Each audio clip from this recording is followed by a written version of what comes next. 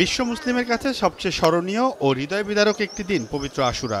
৬১ হিজরির এই দিনেই ইমাম হুসাইন রাদিয়াল্লাহু তাআলা আনহু মাত্র ৭২ জন সহযোগী নিয়ে এজিদের ২২,০০০ সৈন্যের এক বিশাল বাহিনীর বিরুদ্ধে শাহাদাত বরণ করেন। এর মধ্য দিয়ে সত্য ও ন্যায়ের এক মহান আদর্শ স্থাপন করে গেছেন তিনি। পৃথিবীর ইতিহাসে অন্যতম নির্মম ঘটনার সাক্ষীও আশুরা। বিভিন্ন দেশের পাশাপাশি বাংলাদেশেও আশুরার দিনটি যথাযোগ্য মর্যাদায় পালন করা হয়। রোববার সকালে তাজিয়া মিছিল শুরু হবে। তবে এর আগে থেকেই পুরান ঢাকার হোসেনি দালান ইমামবাড়ায় আসতে শুরু করেছেন দর্শনার্থীরা। বাড়ছে ভিড়। নামাজ জিয়ারত সহ ধর্মীয় কর্ম সম্পাদনাও করতে দেখা যায় তাদের।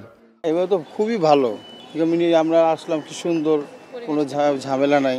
মেয়েদের মানতে ছিল, মানতে বলতে বলছিলাম যে মেয়েরা জানি ভালো থাকে বা যদি মেয়েরা সুস্থ সবল থাকে আবার আসুন ফিরা, এই কারণে আসা। ইমামবাড়ার যে আনুষ্ঠানিকতা সার্বক্ষণিকভাবে আইন শৃঙ্খলা বাহিনী নিয়ে আমাদেরকে সহযোগিতা করতেছে। সর্বপ্রথম আমি হোসেন আল ইসলামের জন্য দোয়া করলাম, কারণ ওনার ফ্যামিলিটা আমাদের জন্য যা ত্যাগ করছে সেটা আমরা ভাষা বলতে পারবো না।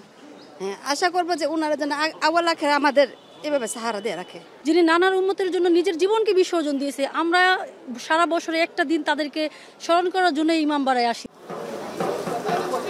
এবারের পবিত্র আশুরা উপলক্ষে ঢাকায় শিয়া সম্প্রদায়ের তাজিয়া মিছিল সহ অন্যান্য কর্মসূচির নিরাপত্তায় ঢাকা মহানগর পুলিশ ডিএমপি থেকে অতিরিক্ত নিরাপত্তা ব্যবস্থা গ্রহণ করা হয়েছে। এতে খুশি দর্শনার্থীরা। অনেক প্রস্তুতি ভালো, প্রশাসনের দিক থেকেও ভালো এবং আমাদের মনের দিক থেকেও ভালো। আইন শৃঙ্খলা বাহিনীর যে সহযোগিতা খুবই ভালো, প্রশংসাযোগ্য। দোয়া করলাম আল্লাহ ভালো রাখুক সবের, দেশের অবস্থা ভালো থাকুক।